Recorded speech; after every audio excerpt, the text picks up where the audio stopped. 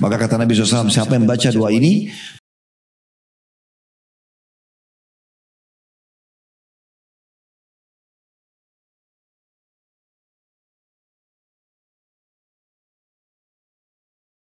baik, saya akan bacakan dulu apa yang ditulis oleh penulis tentang poin sebab 4 ini untuk masuk ke dalam surga atau membuka pintu surga, menghafal Asmaul Husna. Sudah kita jelaskan makna dan terjemahan Asmaul Husna. Dan kita akan masuk apa yang dikatakan oleh penulis ini atau dinukil oleh beliau, sebuah hadis Nabi SAW.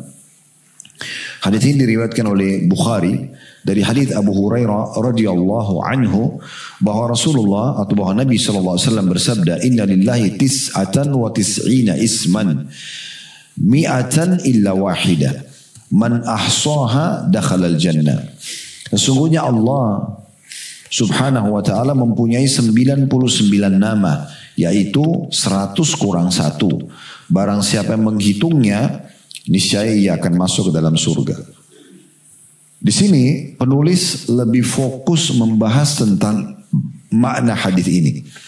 Nanti akan kita lebih titik beratkan dan lebih panjang lebar menjelaskan tentang ilmu berhubungan dengan masalah Asmaul Husna, nama-nama Allah dan sifat-sifat yang mulia. Namun kita baca dulu apa yang dinukil oleh penulis dari perkataan para ulama berhubungan dengan hadis ini. Allah memiliki 99 nama-nama yang sempurna dan mulia, 100 kurang 1. Siapa yang menghitungnya maka dia akan masuk ke dalam surga. Apa maknanya hadis ini? Disebutkan di halaman 16. Di dalam riwayat Bukhari yang lain disebutkan la yahfaduha. Lafadznya yang lain adalah untuk memahami makna tadi sini kan menghitungnya.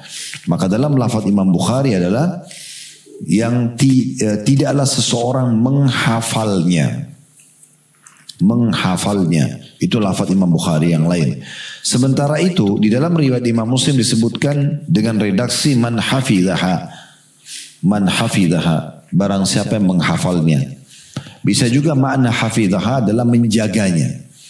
Bisa bermakna menjaganya. Ya.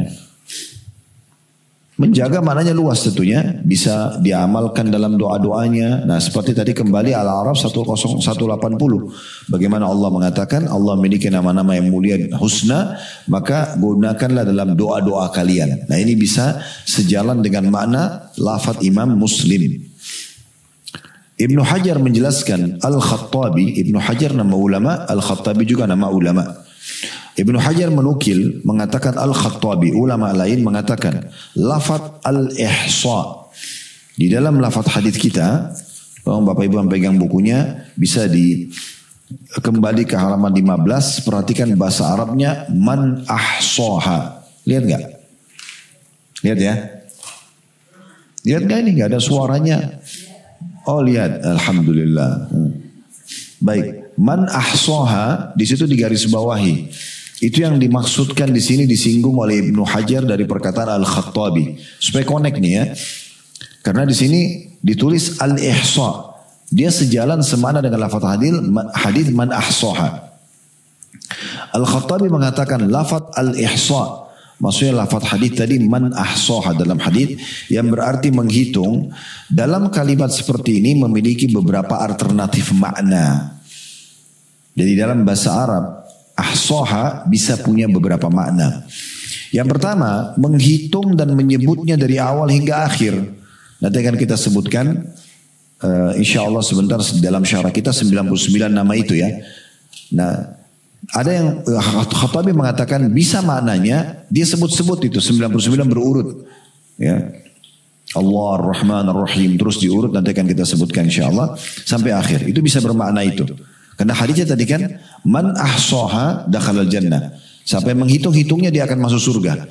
Makna pertama menghitung 99 itu. Dia hitung 1, 2, 3 sampai 99. Dijadikan penyebutan rutin bagi dia. Maksudnya tidaklah cukup hanya dengan sebagiannya. Akan tetapi seseorang berdoa kepada Allah dan memujinya dengan semua nama-nama tersebut. Sehingga semua yang dijanjikan melalui Asmaul Husna tersebut akan melahirkan balasan surga. Ini makna yang pertama. Jadi siapa yang menghitung bisa bermakna dijadikan sebutan. Ya, disebut satu-satu.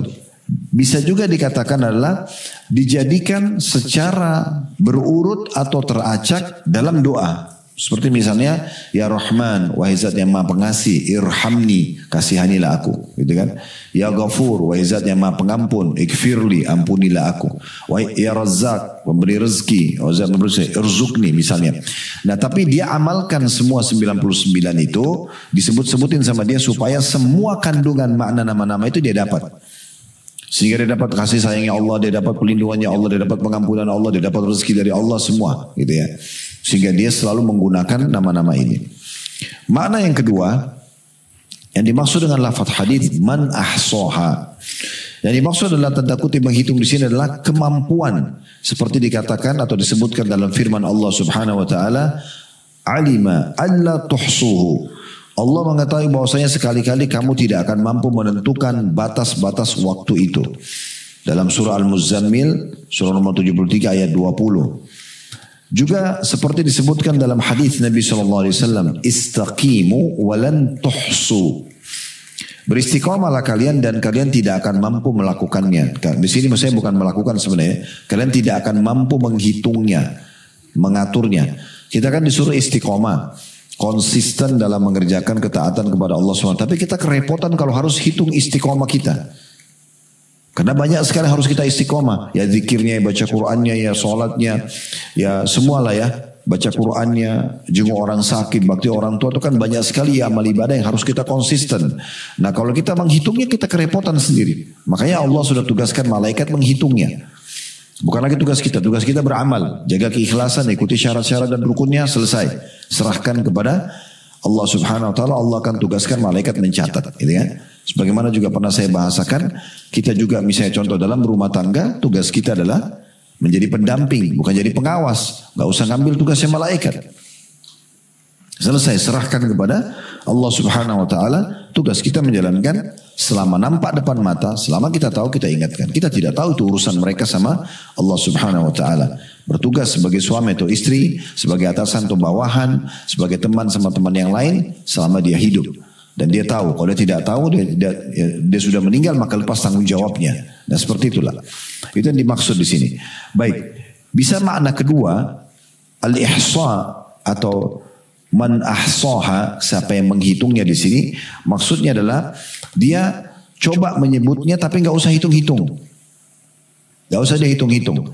Oh saya setiap hari ulangi Asmaul Husna 7 kali, misalnya, nggak perlu dihitung-hitung. Cukup kita amalkan selesai. Ya, kalau hari ini misalnya kita tidak bisa membaca 99-nya, ya sudah. Kapan kita mampu? Misalnya kita mampunya hari ini kita lagi minta rahmat dari Allah. Kita menyebut Rahmanur Rahim misalnya. Hari ini kita minta kesembuhan. Kita menyebut misalnya Ya Syafi, wahai pemberi kesembuhan misalnya. Nah seperti itulah. Misalnya kita hari ini bertaubat, kita mengatakan Ya Tawwab. Misal contoh. Kata hari ini kita minta rezeki, Ya Razzaq. Kalau orang bisa amalkan semua itu masuk dalam makna tadi yang pertama. Makna yang kedua adalah dia tidak hitung-hitung. Ya udah, mana yang termudahkan di lisannya, mana yang dia butuh dia sebutkan. Yang penting jangan lewatkan nama-nama dan sifat Allah. Selalu menyebutnya. Itu makna yang kedua. Dan ini makna yang kedua lebih global. Artinya lebih mudah buat kita. Karena kalau yang pertama, ini berarti kita harus menyebutkan 99-nya semua gitu ya. Tapi kalau ini maknanya lebih global. Dan ini makna lebih memudahkan. Selama ada perbedaan pendapat ulama dalam menjelaskan seperti ini, maka ini kemudahan bagi umat. Maka ini kemudahan bagi umat. Lalu kata penulis, adapun makna hadis ini yaitu kalian tidak akan mampu mencapai hakikat istiqomah tersebut. Dengan demikian, makna dari hadis adalah bahwa siapa saja yang sanggup menunaikan hak-hak Asmaul Husna atau nama-nama Allah yang baik ini, serta mengamalkan segala sesuatu yang menjadi konsekuensinya, yaitu dengan menghayati maknanya, lalu menuntut dirinya untuk melaksanakan berbagai kewajiban yang terdapat di balik nama-nama tersebut. Apabila ia berkata, Ar-Razzaq, zat yang maha memberi rezeki, maka ia harus yakin dengan rezeki, yaitu bahwa ia berasal dari Allah. Demikian pula dengan nama-nama dan lain-lainnya. Atau makna lainnya adalah bagaimana dia menyebutkan nama-namanya dengan penuh keyakinan. Dengan penuh keyakinan. Makna yang ketiga, ini makna yang terakhir daripada ihsa. ya menghitung Asmaul Husna itu, kata beliau adalah maksud dari kata ihsa adalah memahami makna-maknanya secara keseluruhan. Kalau di sini pendapat yang ketiga, makna yang ketiga bukan berarti menghitung dengan jari, bukan juga berarti menjadikan sebutan yang selalu terhitung gitu ya. Tapi di sini yang dimaksudkan adalah bagaimana dia penting memahami maknanya. Dia memahami maknanya. Kata ini diambil dari suatu istilah dalam bahasa Arab, fulanun dzu hasatin. Fulan dzu hasad artinya fulan memiliki pemahaman dan pengetahuan. Demikian dikutip secara ringkas dari kitab Fathul Bari atau perkataan Ibnu Hajar dalam Sahih Bukhari. Ya, Fathul Bari adalah syarah daripada Sahih Bukhari. Nah, kalau kita lihat di sini dari apa yang disampaikan oleh penulis, sebenarnya beliau belum menyebutkan apa itu makna Asmaul Husna, tadi sudah kita jelaskan ya. Kemudian apa saja Asmaul Husna yang 99 itu? Yang kedua, yang ketiga, apakah nama-nama Allah hanya sebatas 99 saja atau ada lebih, gitu kan? Kemudian yang selanjutnya yang keempat, nama-nama mana yang bisa kita pakai, mana yang tidak boleh kita pakai. Ya. Dari nama-nama Allah Subhanahu wa taala. Kemudian juga ada masuk bahasan ini adalah tentang masalah bagaimana hukumnya orang-orang yang memungkiri atau mengalihkan makna daripada nama-nama dan sifat Allah Subhanahu wa taala. Maka ini semua butuh bahasan tentunya ya. Yang jelas Imam Nawawi, saya tambahkan dari syarah di sini, mengatakan hadis ini bukan dalil pembatasan jumlah nama Allah Ta'ala sebagaimana disepakati oleh para ulama. Bukan berarti misalnya kata Nabi SAW, Allah memiliki 99 nama, 100 kurang 1, siapa yang menghitungnya maka dia akan masuk surga. Bukan berarti nama Allah cuma 99 kata Imam Nawawi. Bukan berarti 99 saja. Sebagaimana disepakati oleh para ulama. Hadis ini tidak menunjukkan bahwa Allah tidak memiliki nama selain nama yang jumlahnya 99. Sesungguhnya maksud dari hadis ini adalah barang siapa menjaga 99 tadi, niscaya dia akan masuk surga. Bukan maksud pengabaran hanyalah untuk orang yang menghitungnya semata. Ini lebih global lagi makna Imam Nawawi rahimahullah. Berarti di sini bukan hanya sekedar menghitung-hitung atau membatasi ya nama Allah seakan-akan hanya 99. Karena nama Allah tidak dibatasi sebagaimana disebutkan di dalam hadis Nabi Muhammad sallallahu alaihi wasallam. Ya, jadi ada hadis Nabi sallallahu alaihi wasallam yang sangat masyhur. Hadis ini Bapak Ibu sekalian berbicara tentang doa memberikan solusi dari permasalahan hidup. Ya, kalau pernah dengar itu, alhamdulillah. Ya, doanya sangat masyhur tentunya dan sedikit agak panjang. Di mana Nabi SAW bersabda, ya, Allahumma inni as'aluka bikulli ismin huwa lak. Ya Allah, aku mohon dengan seluruh nama yang engkau miliki, sammaita bihi nafsak, yang engkau namakan dirimu sendiri, au 'allamtahu ahadan min khalqik, atau engkau ajarkan salah satu dari hamba-hambamu, au anzaltahu fi kitabik, atau engkau turunkan dalam kitab-kitabmu, au ista'tharta bihi fi ilmil ghaibi 'indak, atau engkau menyimpan di ilmu ghaib di sisimu. Hadis ini diriwayatkan oleh Al-Hakim dan di hadis ini disahihkan oleh para ulama. Jadi ini diantara doa-doa yang kita sebutkan ya. Tentu lafaz hadisnya cukup panjang ini ya. Kalau Bapak Ibu mau nulis saya takut nanti mengambil waktu. Tapi saya bacakan doanya, Allahumma inni abduka, ya Allah aku adalah hambamu, wabni abdika, anak dari hamba laki-lakimu. Maksudnya ayahku ini hambamu juga. Aku ini adalah hambamu, aku juga anak dari hamba laki-lakimu. Wabni amatik, dan anak dari hamba perempuanmu, maksudnya ibuku. Nasiyati biyadik, ubun-ubunku ada di tanganmu. Madin fiya hukmuk, berlaku hukum-hukummu padaku. Madin fiya hukmu, adlun fiya qada'uk, sangat adil keputusanmu padaku. As'aluka ya Allah bikulli ismin huwalak, aku memohon ya Allah dengan nama-nama yang ada di sisimu. Ya, sammaita bihi nafsak, engkau namakan dirimu.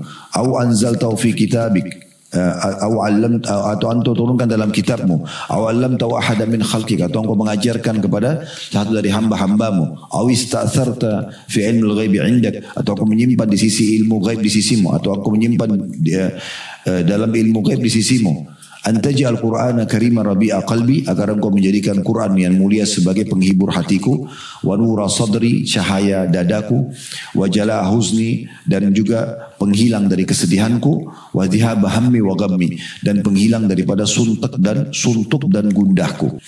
Maka kata Nabi SAW, siapa yang baca doa ini, maka pasti Allah akan ganti kesedihannya menjadi kesenangan. Ini lafaz hadis. Nanti kalau Bapak Ibu mau bisa searching di Google doa menghilangkan kesedihan. Kalau dimulai dengan lafaz yang saya bilang tadi, Allahumma inni abduka wabni abdika wabni amatik, berarti itu doanya. Kalau selain daripada ini berarti bukan yang kita maksudkan, ya. Allahumma inni abdika, ya Allah aku adalah hambamu, dan seterusnya. Baik. Di dalam lafaz hadis ini, Bapak Ibu sekalian, di dalam lafaz hadis ini disebutkan bahwasanya nama-nama Allah itu bukan hanya 99.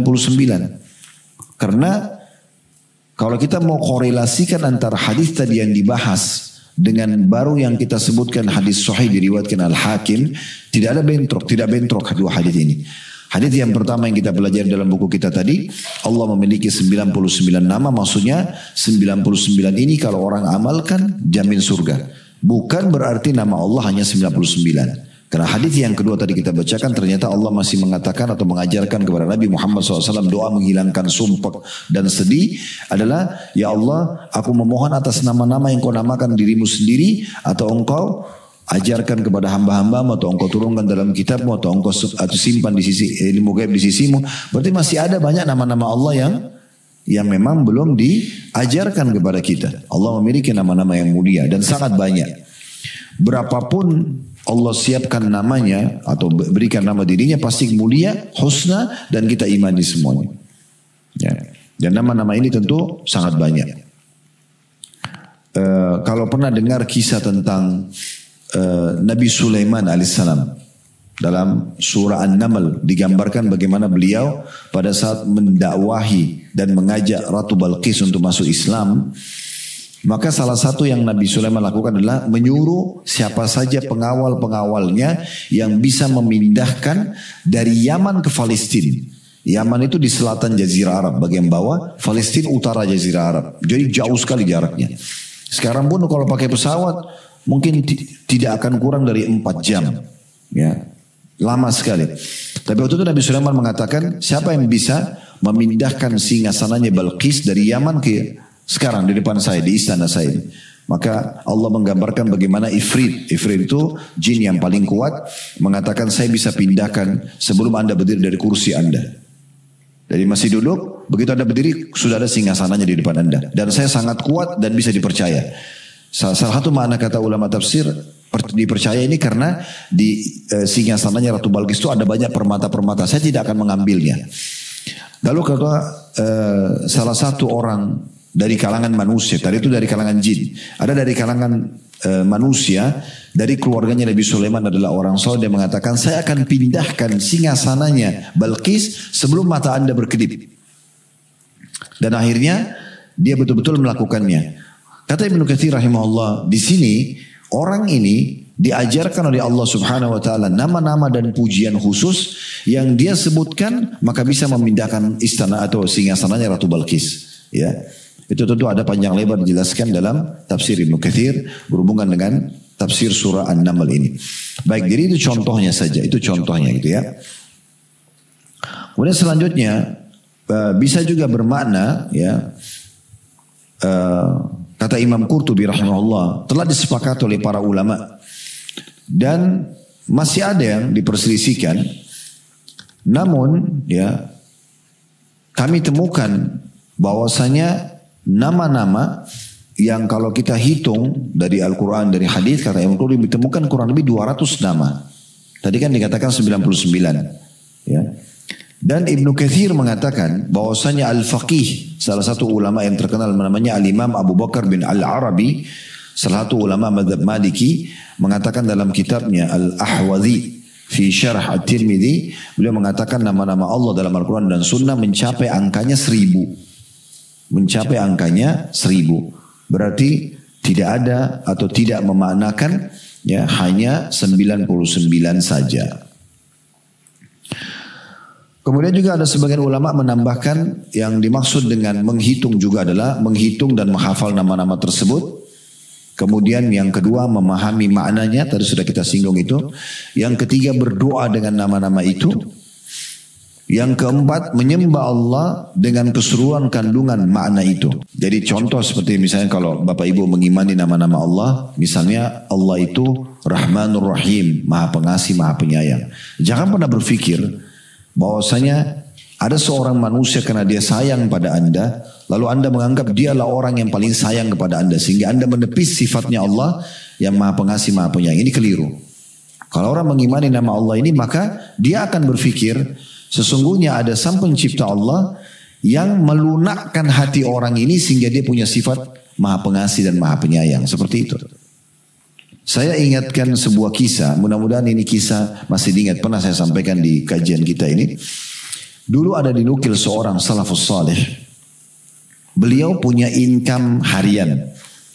Bekerja untuk memberikan makan istri anaknya dari harian saja. Tidak punya income yang lain gitu. Maka satu waktu dia pulang tidak bawa makanan. Istri anaknya menunggu. Begitu dia pulang, zaman dulu, di zaman itu, orang kalau sudah maghrib, udah gak ada lagi orang di jalan. Udah gelap. Karena tidak ada penerangan kayak kita sekarang. Yang bawa orang banyak sekarang jalan ini kan kena lampu penerangan. Mobil ada lampu, motor ada lampu, mall lampu. Jadi orang bisa sampai malam, sampai begadang gitu kan. Zaman dulu orang gelap gulita. Harus bawa obor. Obor juga terbatas gitu. Dia pulang ke rumahnya, istrinya tanya apa hari ini ada makanan buat kami. Lalu kata dia, hari ini saya tidak dapat apa-apa. Dapat pekerjaan apa-apa. Lalu istrinya bilang, dia sudah seharian tidak makan saya sama anak-anak. Bagaimana solusinya? Maka dia bilang, saya coba untuk keluar lagi setelah saya istirahat sejenak, ya, baru kemudian saya cari rezeki. Walaupun dia tidak tahu dia harus cari dari mana, dia tidak tahu harus cari dari mana.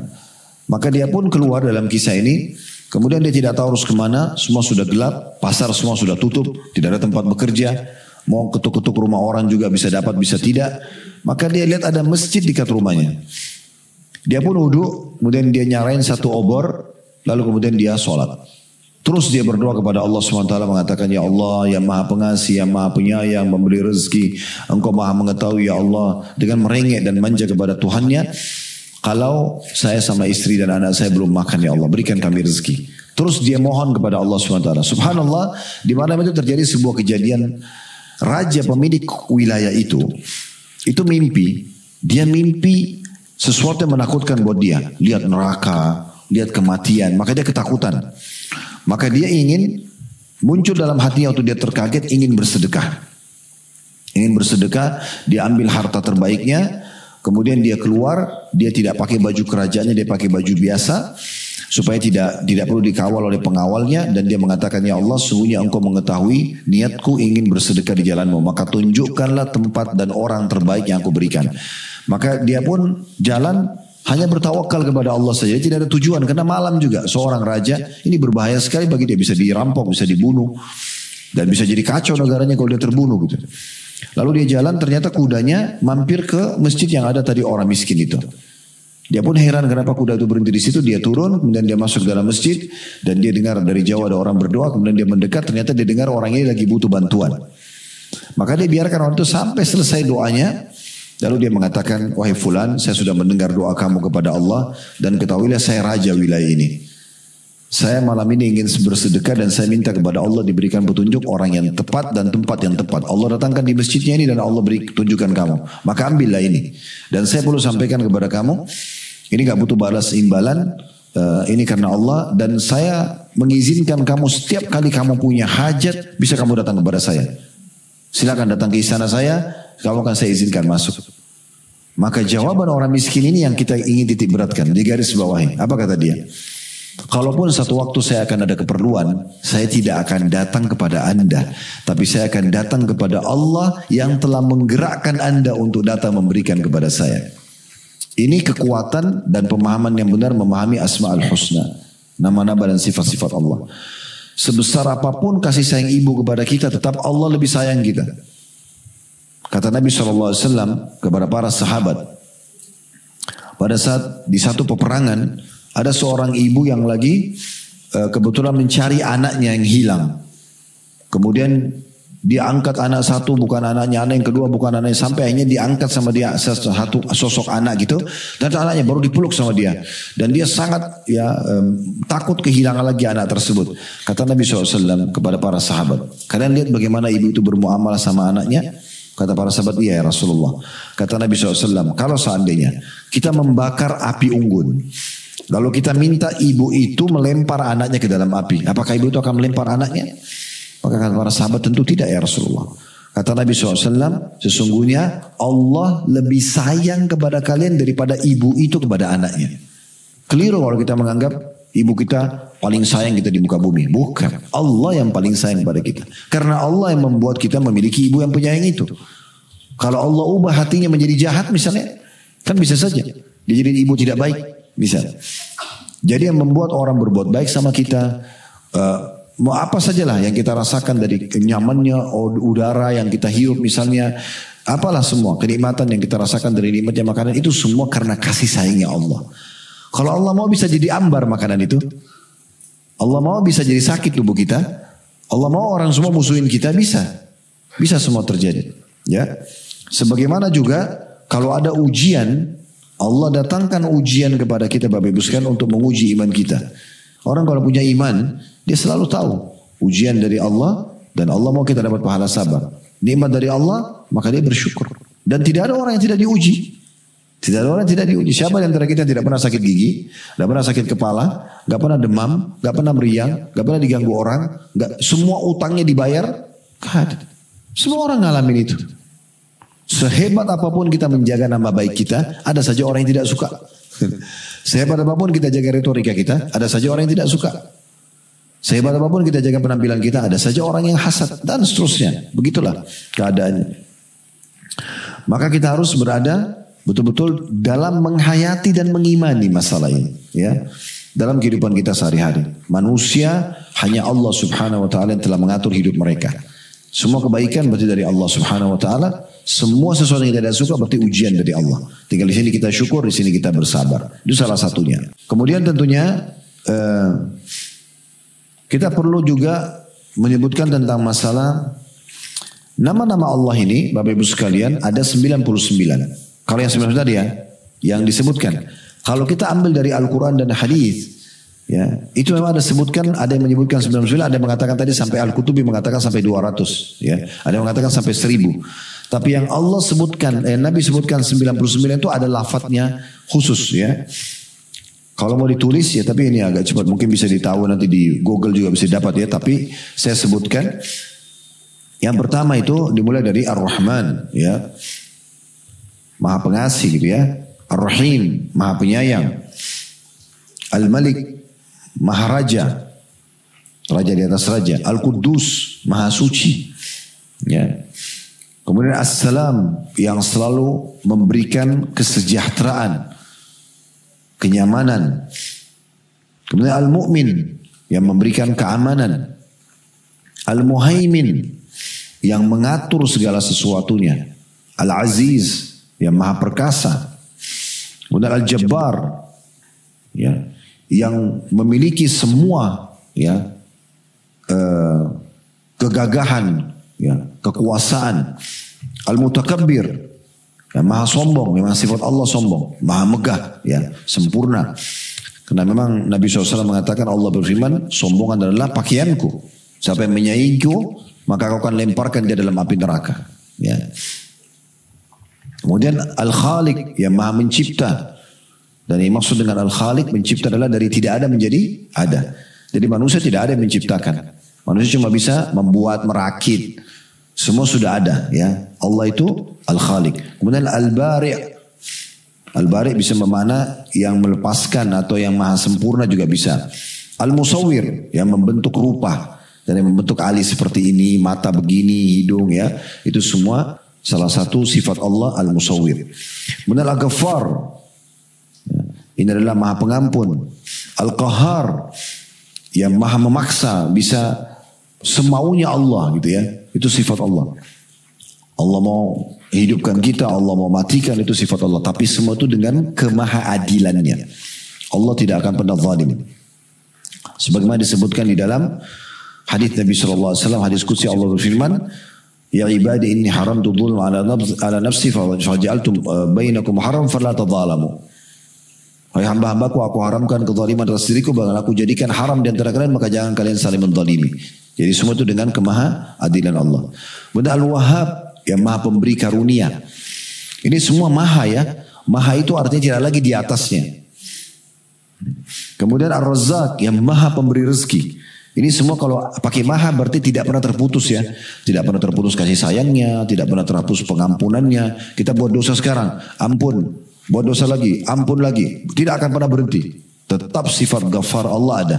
Tidak pernah jenuh dan berhenti mengampuni hamba-hambanya. Wahhab memberi karunia, tidak pernah berhenti karunianya. Oksigen tidak pernah berhenti selama kita hidup. Air juga begitu, segala macam ya. Kemudian selanjutnya Ar-Razzaq sudah tadi maha pemberi rezeki. Kemudian Al-Fattah pembuka rahmat yang membuka semua pintu-pintu kebaikan. Kemudian Al-Alim maha mengetahui, tadi sudah kita berikan contoh Al-Alimnya. Kemudian Al-Qabid yang mengambil secara paksa atau menyempitkan juga bisa maknanya. Ya, jadi Allah Subhanahu wa taala akan bisa menarik rezeki dari seseorang yang memang melakukan maksiat. Allah berhentikan fasilitasnya. Al-Basit yang melapangkan. Al-Khafid yang merendahkan, menghinakan orang seperti Fir'aun, walaupun dia raja dihinakan oleh Allah Subhanahu wa taala. Ar-Rafi' yang meninggikan. Kemudian Al-Mu'izz ya, yang memuliakan. Al-Mudhil yang menghinakan. As-Sami' maha mendengar. Al-Basir maha melihat. Al-Hakim menetapkan atau bijaksana. Al-Adl ya, atau maha adil. Latif maha lembut. Al-Khabir maha mengenal atau memberitahukan. Al-Halim penyantun, maha penyantun. Al-Azim maha agung. Al-Ghafur maha pengampun. Tadi ada Ghaffar, ada Ghafur, dua sifat yang mirip tapi dua-dua lafadznya berbeda ya. Kemudian Asy-Syakur yang pembalas budi, maha pembalas budi. Sedikit kita beramal tapi balasannya berlipat-lipat ganda ya. Al-Ali maha tinggi. Al-Kabir maha besar. Al-Hafidh maha memelihara. Al-Mukit ya, pemberi kecukupan. Al-Hasib yang membuat perhitungan. Al-Jalil maha luhur. Al-Karim maha pemurah ya. Kemudian Ar-Raqib maha mengawasi. Al-Mujib maha mengabulkan. Al-Wasi' maha luas ya. Al-Hakim maha bijaksana. Al-Wadud maha pengasih. Jadi ini mirip dengan tadi Ar-Rahim ya, Rahman Rahim ya. Tapi ini sifat yang lain. Al-Wadud. Al-Majid maha mulia. Al-Ba'is yang membangkitkan. Asy-Syahid yang selalu menyaksikan. Al-Haq maha benar atau maha benar. Al-Wakil maha memelihara. Al-Qawi maha kuat. Al-Matin maha kokoh. Al-Wali maha melindungi. Al-Hamid terpuji, maha terpuji. Al-Muhsi ya, maha menghitung. Al-Mubdi maha memulai. Al-Mu'id mengembalikan kehidupan ya setelah kematian. Al-Muhyi ya, maha menghidupkan. Al-Mumit maha mematikan. Al-Hayyu hidup terus menerus ya. Al-Qayyum ya, yang terus menerus mengurus makhluknya. Al-Wahid ya, maaf, Al-Wajid maha penemu. Al-Majid maha mulia. Al-Wahid maha tunggal. Al-Ahad maha esa. As-Samad maha dibutuhkan, semua bergantung padanya. Al-Qadir maha menentukan. Al-Muqtadir maha berkuasa. Al-Muqaddim yang mendahulukan. Al-Muakhir yang mengakhirkan. Al-Awwal maha awal, tidak ada sesuatu sebelumnya. Al-Akhir tidak ada sesudahnya. Al-Zahir, maha nyata. Al-Batin, maha ghaib. Al-Wali, maha memerintah. Al-Muta'ali, maha tinggi. Al-Bir atau Al-Bar, maha penderma. At-Tawwab, penerima taubat, tidak pernah berhenti, maha penerima taubat. Al-Muntaqim, maha pemberi balasan. Al-Afu, maha pemaaf. Ar-Rauf, maha pengasuh. Malikal Mulk, maha penguasa kerajaan atau raja di atas raja. Dzul Jalali wal Ikram, pemilik kebesaran dan kemuliaan. Al-Muqsit, maha pemberi keadilan. Al-Jami', maha mengumpul. Al-Ghani, maha kaya. Al-Mughni, maha pemberi kekayaan. Al-Mani', maha mencegah. Al-Dhar, penimpa, maha penimpa kemudaratan. An-Nafi', memberi manfaat. An-Nur, maha bercahaya. Al-Hadi, maha pemberi petunjuk. Kemudian Al-Badi', maha pencipta. Al-Baqi, maha kekal. Al-Warith, maha pewaris. Maha pewaris ini maksudnya kalau Allah hukum, lalu Allah kembali jadi pewarisnya. Allah jadi ngambil tempat itu, ya. Kecuali Allah berikan kepada orang lain lagi. Kemudian Ar-Rashid, maha pandai. As-Sabur, ya, maha sabar. Di sini kalau kita lihat nama-nama ini disebutkan dalam Al-Quran. Kenapa Imam Qurtubi, ini 99 tadi ya.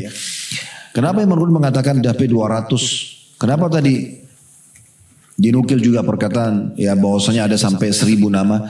Karena di dari 99 tadi yang disebutkan itu oleh sebagian ulama, ya ada Allah yang belum disebutkan. Padahal Allah ini nama Allah yang paling agung, ya. Allah sering sebutkan, ya, Bismillahi, ya, gitu kan? Itu nama Allah Subhanahu Wa Taala. Dan ini belum disebutkan, ya, contohnya. Jadi masih banyak sifat-sifat dan nama-nama Allah memang yang belum tersebutkan, gitu ya, yang belum tersebutkan. Baik, sekarang nama-nama yang terbaik, Bapak Ibu sekalian, adalah nama-nama yang dinisbatkan penghambaan pada Allah. Nama yang terbaik, makanya kata Nabi SAW dalam hadis sahih, nama terbaik bagi laki-laki Abdullah dan Abdurrahman.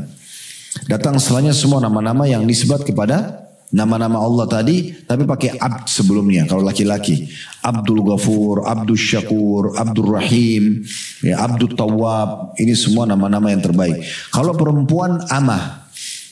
Abdun diganti Amah. Nah ini mungkin masih jarang dipakai sekarang ya. Tapi di kehidupan para sahabat dulu, mereka namakan anak-anak mereka. Misalnya laki-lakinya Abdullah, perempuannya Amatullah. Laki-lakinya Abdurrahman, perempuannya Amaturrahman. Nah gitu, diganti Abd jadi Amah. Nah ini nama yang terbaik ya. Karena kata Nabi SAW, sesungguhnya nama-nama yang paling Allah cintai adalah Abdullah dan Abdurrahman. Ya.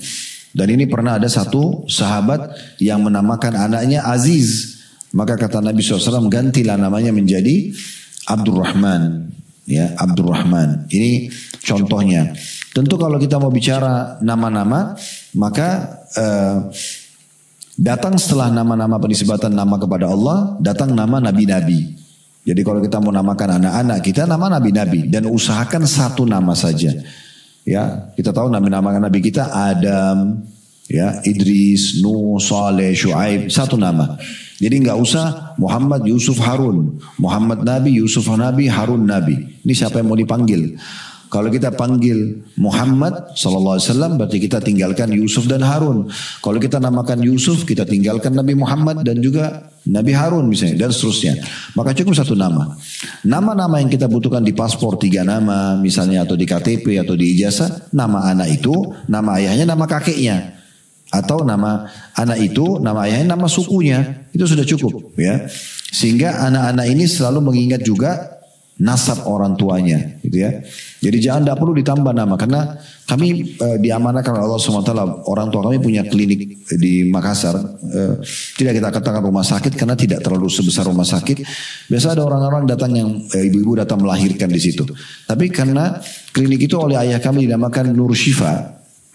Dan kebetulan anaknya lahir di bulan Sya'ban, maka ditambahlah, dipilih nama sama dia, kemudian ditambah Sya'ban, ditambah Nur Syifa. Untuk mengenang itu di bulan Sya'ban, itu di rumah sakit atau klinik Nur Syifa. Ini kan terlalu panjang, yang mana namanya mau dipakai?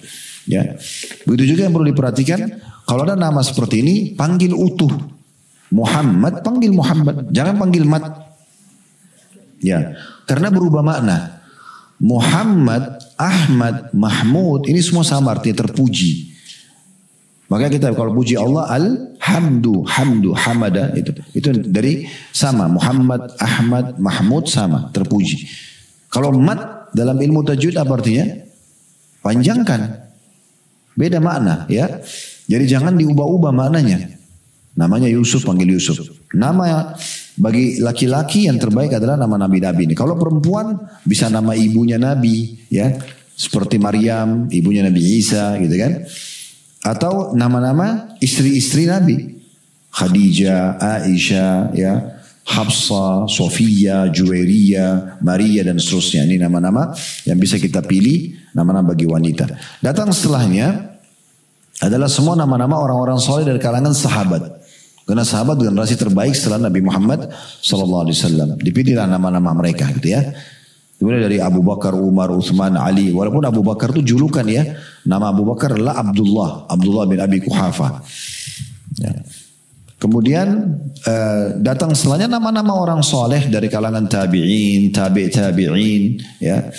Datang setelahnya nama-nama yang memiliki makna-makna yang baik. Semua nama-nama yang baik, makna-makna yang baik, ya. Walaupun misalnya kita punya di Indonesia, misalnya ada orang dari Jawa atau dari Sulawesi misalnya, atau dari suku Bugis misalnya punya nama tertentu yang nama itu maknanya baik, itu tidak masalah, boleh dipakai, ya. Dan ada nama-nama yang tidak boleh dipakai. Bahkan hukumnya haram. Tidak boleh. Kalau langsung memakai nama Allah. Seperti misalnya Malik al-Mulk. Sifat Allah tadi adalah Malik al-Mulk. Ya, raja di atas raja. Ini nggak boleh. Ini dosa. Bahkan kata Nabi SAW dalam sebuah hadis, Inna akhna'a ismun indallahi rajulun tusamma atau tasamma Malik al-Amlak. La malika illallah azza wa jal. Sesungguhnya nama yang paling hina di sisi Allah adalah seseorang yang bernama Malik al-Mulk. Raja semua raja, namanya Allah. Karena tidak ada raja kecuali Allah azza wa jal. Dalam hadis riwayat Muslim. Ya. Dalam lafaz lain yang pernah kami temukan hadisnya, sesungguhnya orang yang paling Allah murkahi. Yang bernama Malik al-Mulk. Itu namanya Allah, nggak boleh. Kemudian juga tidak boleh menggunakan nama-nama Allah ya tanpa menggunakan alif lam dengan menggunakan alif lam. Misalnya orang bilang dikasih nama anaknya Ar-Rahman atau dikasih nama Ar-Rahim atau dikasih nama Al-Ghafur gitu ya. Ini juga tidak dipakai. Harus pengisbat karena nanti kalau sampai dinamakan Ar-Rahim sama dengan Allah, kita kayak samakan sama Allah, tidak boleh disamakan sama Allah.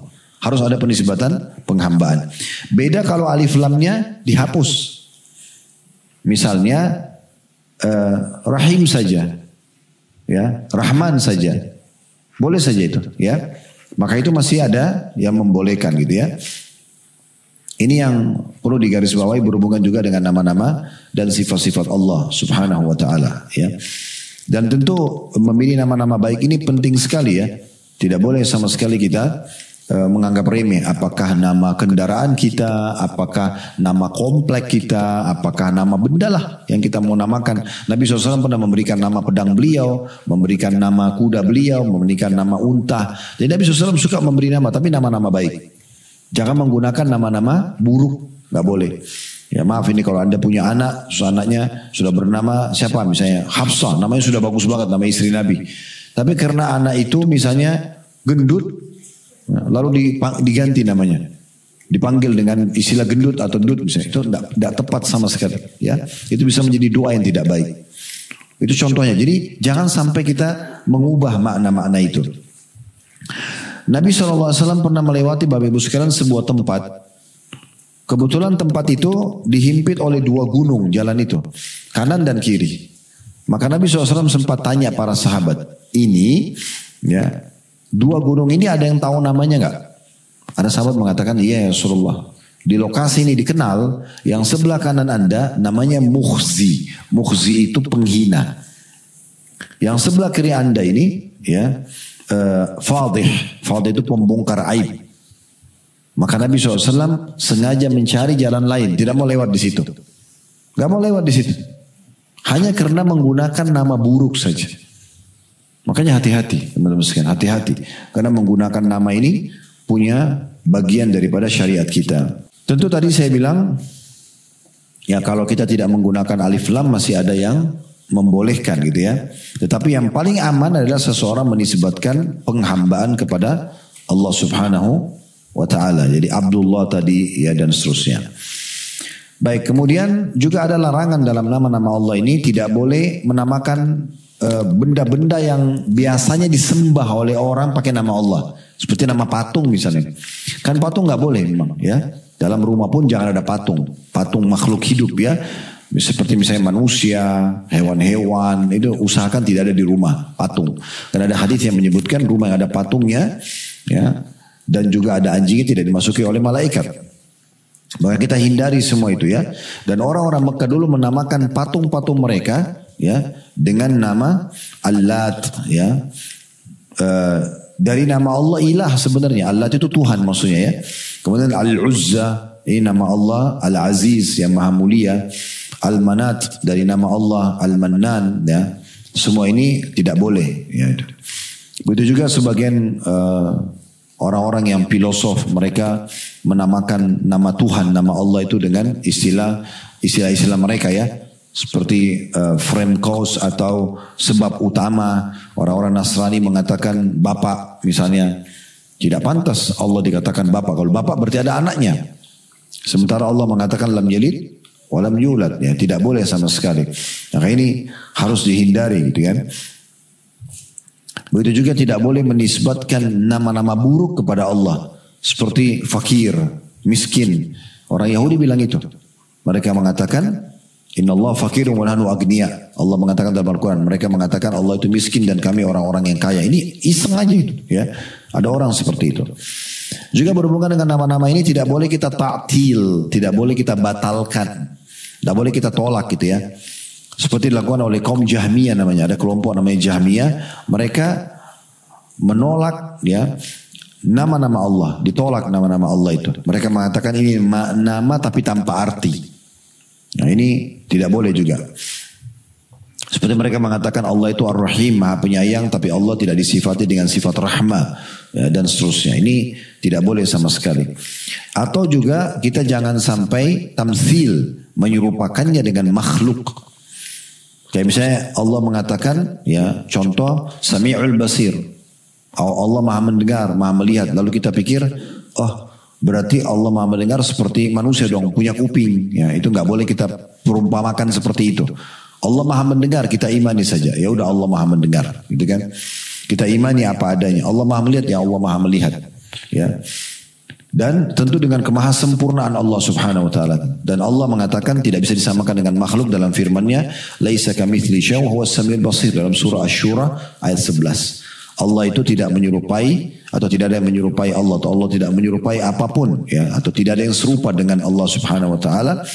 Tidak ada yang sesuatu apapun yang semisal dengannya dan Dia Maha mendengar lagi Maha melihat. Itu nama-nama dan sifat-sifat Allah Subhanahu wa taala ya. Juga kita tidak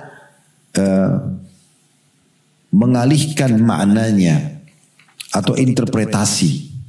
Misalnya Allah mengatakan dalam Al-Quran, Yadullahi fauqa aydihim. Tangan Allah di atas tangan-tangan mereka. Misal. Atau Allah berfirman, Tajri biayuna. Mereka di bawah pengawasan mata-mata kami. Atau misalnya dalam hadis mungkin Bapak Ibu tidak asing mendengarkan hadis Nabi SAW. Kalau tertinggal sepertiga malam Allah turun ke langit bumi. Pernah dengar gak hadisnya? Ya, lalu Allah bertanya kepada para malaikat, apakah ada yang minta ampun saya ampuni, apakah ada yang minta tolong saya tolong, apakah yang punya hajat saya penuhi. Berarti kan di sini Allah turun ke langit bumi. Ini sebentar lagi haji misalnya. Dalam hadis tentang Arafah, kata Nabi SAW dalam satu lafadznya, Allah akan turun di hari Arafah ke bumi. Ya. Lalu kemudian berfirman kepada para malaikatnya, lihatlah hamba-hambaku itu datang dalam kondisi berdebu. Mereka mengharapkan rahmatku, maka saksikan aku telah mengampuni mereka. Maka kita harus imani ke apa adanya. Allah turun ya Allah turun. Tanpa harus kita alihkan maknanya. Tanpa harus kita serupai dengan makhluk dan jangan kita tolak. Kita imani apa adanya. Lafadznya seperti itu ya seperti itu. Tanpa kita serupakan. Jadi tidak usah kita mengatakan, oh nanti kalau kita bilang itu ada, berarti kita serupakan dengan makhluk. Itu karena dia membawa Allah ya disamakan dengan makhluk. Tidak perlu disamakan. Ya, tidak perlu disamakan tentunya. Ya, Allahu a'lam. Jadi ini bahasan Bapak Ibu sekalian berhubungan dengan masalah Asma'ul Husna, dan saya bilang tadi sebenarnya kalau kita ingin bahas ini cukup panjang bahasanya, tapi saya rasa ini sudah mewakili insyaallah. Intinya kita mengimani apa adanya nama-nama dan sifat-sifat Allah Subhanahu wa taala, serta juga kita berusaha ya menghayatinya ya, dan juga menolak untuk mengalih-alihkan maknanya dan yang sejenisnya.